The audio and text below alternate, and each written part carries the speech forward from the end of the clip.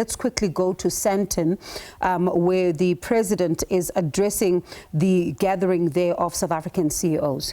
I will be meeting with the African heads of state and government who we have invited to be part of the G20 Leaders Summit.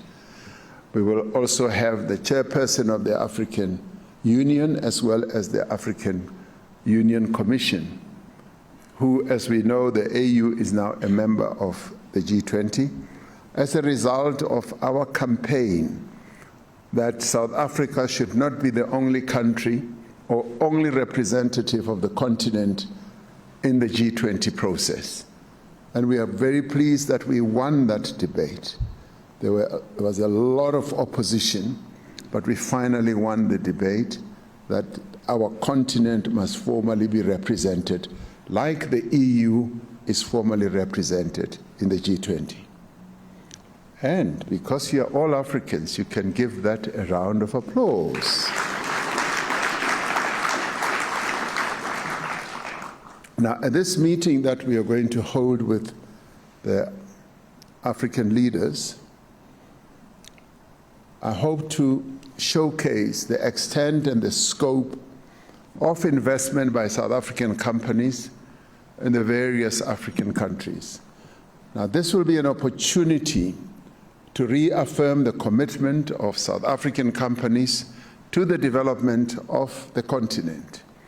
We will reiterate our shared responsibility to create conducive and enabling conditions for doing business in each other's countries.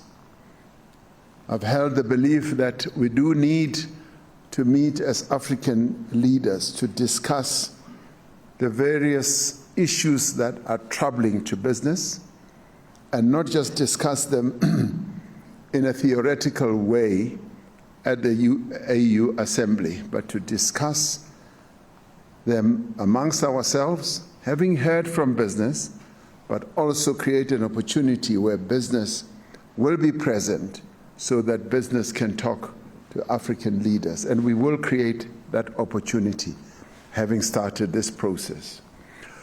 We acknowledge the work that has been undertaken by the B20 to connect the business community with governments. Many of you gathered here have made significant contributions to the B20 deliberations during our G20 presidency.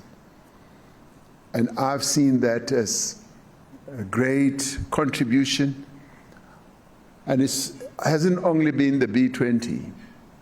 We are actually president of a very unique G20 process, much as it isn't much appreciated elsewhere in the world, where it is said that we are convening a G100 summit.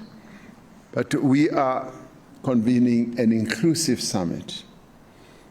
Today, the Deputy President opened the G20 Social Summit. And a few minutes ago, I met with media people, journalists and all of them, who have corralled a number of media people in 19 countries that are part of the G20, and they've come up with a G20 media declaration dealing with things of like freedom of the press and the persecution of journalists in various parts of the world. So our G20 is rather special because it speaks to the theme that we chose: solidarity, equality, and sustainability. And I do wish we had added the word inclusion, because it's become such a hated word in the world. We should have added that because our G20 is about inclusion. As South African executives, you have a critical role to play in efforts to drive inclusive growth across our continent and across the globe. As the most industrialized and diverse economy on the continent, with a vibrant and engaged business community, and may I say also a vocal business community, South Africa is well positioned to enable investment and trade across the continent. Domestically, we are seeing the green shoots of an emerging economic recovery. The most recent employment figures are encouraging. They may change and go down at times, but the trend will be an upward movement trend. We are set to record another primary budget surplus and are on a path to reduce our sovereign debt. And we congratulate our colleagues in Treasury for having crafted a rather solid medium-term budget policy statement. And thanks to Minister.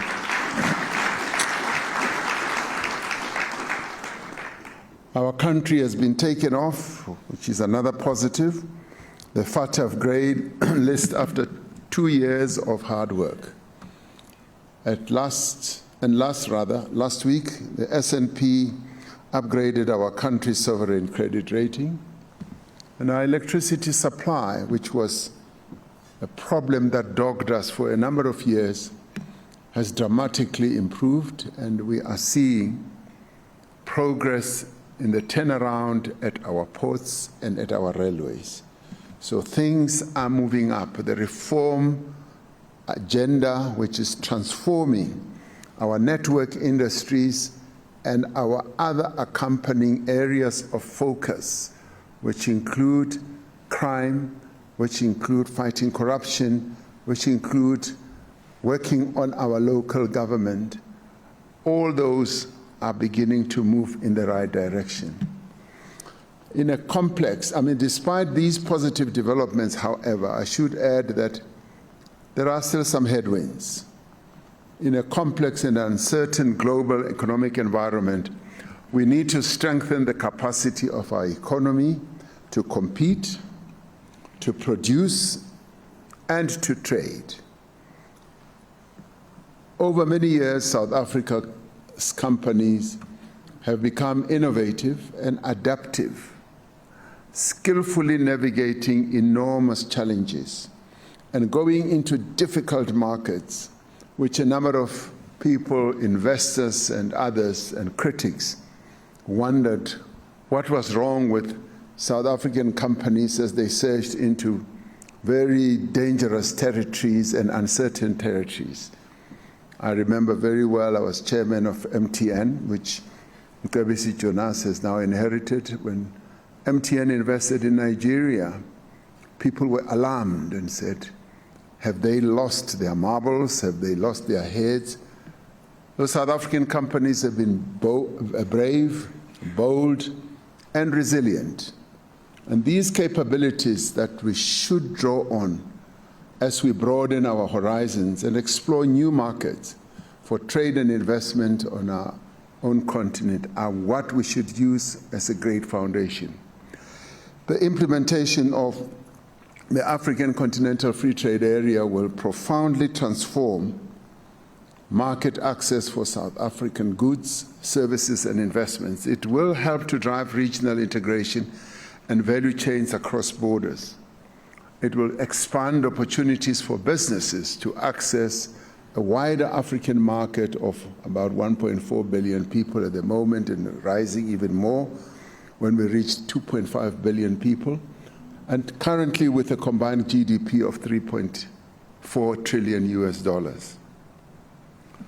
Grounded in our shared belief that South Africa's growth and prosperity is in the end intrinsically intertwined with that of the African continent. During apartheid days or years, we never saw South Africa as connected to the African continent. But we are inherently African. And therefore, through business acumen, business involvement, we must see ourselves as being fully African. And I'm rather proud that many of our companies have gone into various African markets. And we should do this as we continue to amplify our common heritage and shared future.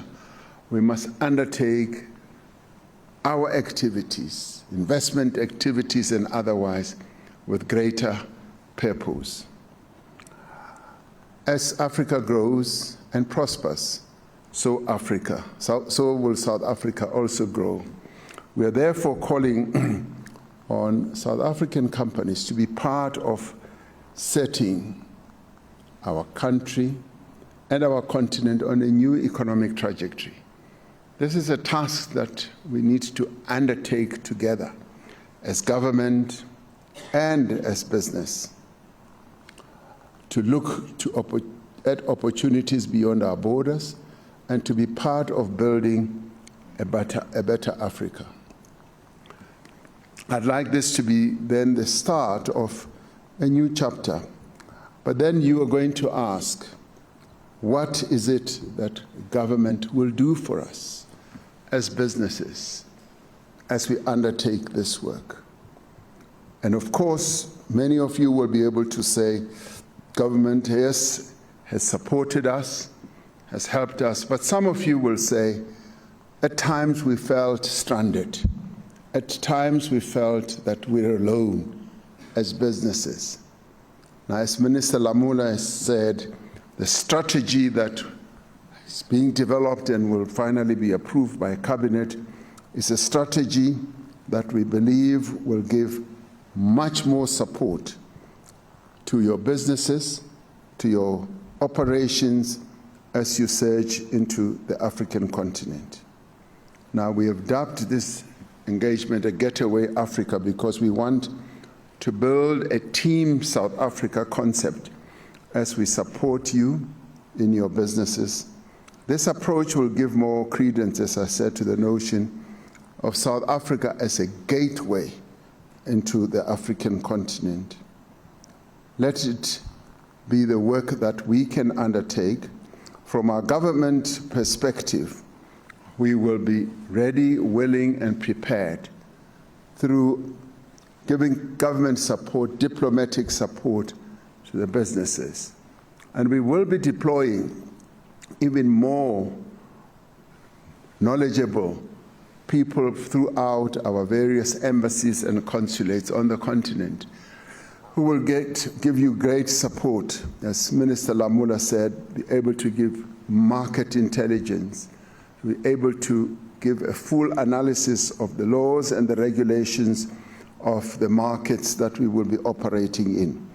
But in order for us to do so more intelligently, it is important that we should hear from you as businesses as we seek to build this Team South Africa concept that will enable us to move as one into the continent, where you are going through your various activities, going to make big ticket investments.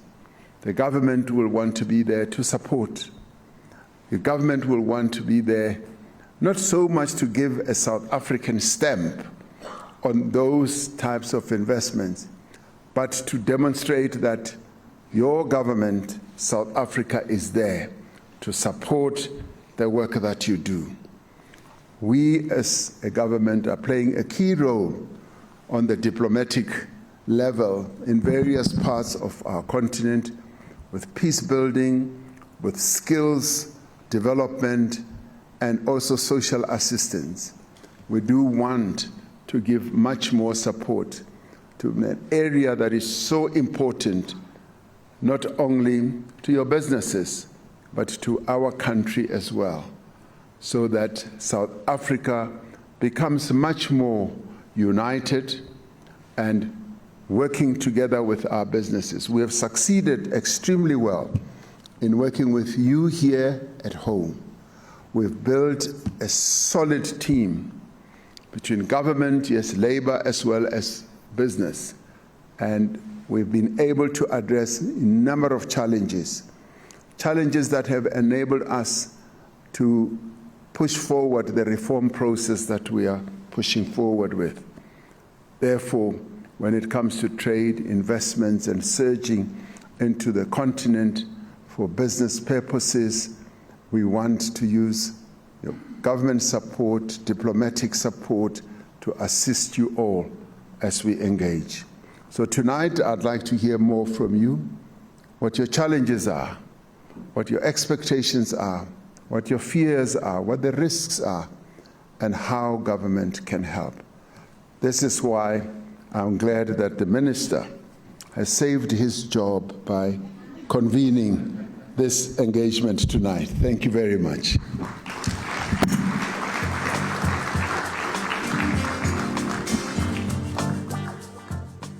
All right, President Cyril Ramaphosa wrapping up his engagement there to the CEOs as he says that he's hoping to hear from a number of them as far as things go when it comes to business, and hoping that they do build Team South Africa that is going to work as one to deal with some of the issues, and also saying that it is quite good right now that the country has been taken off the grey list, and saying that they have been accused of having a G100 kind of like, hinting at the US there, because the US has been saying that it seems that the agenda has been broadened quite a lot as far as the G20 is concerned, and in fact it needs to whittle it down in order to get into the nitty-gritties of the day.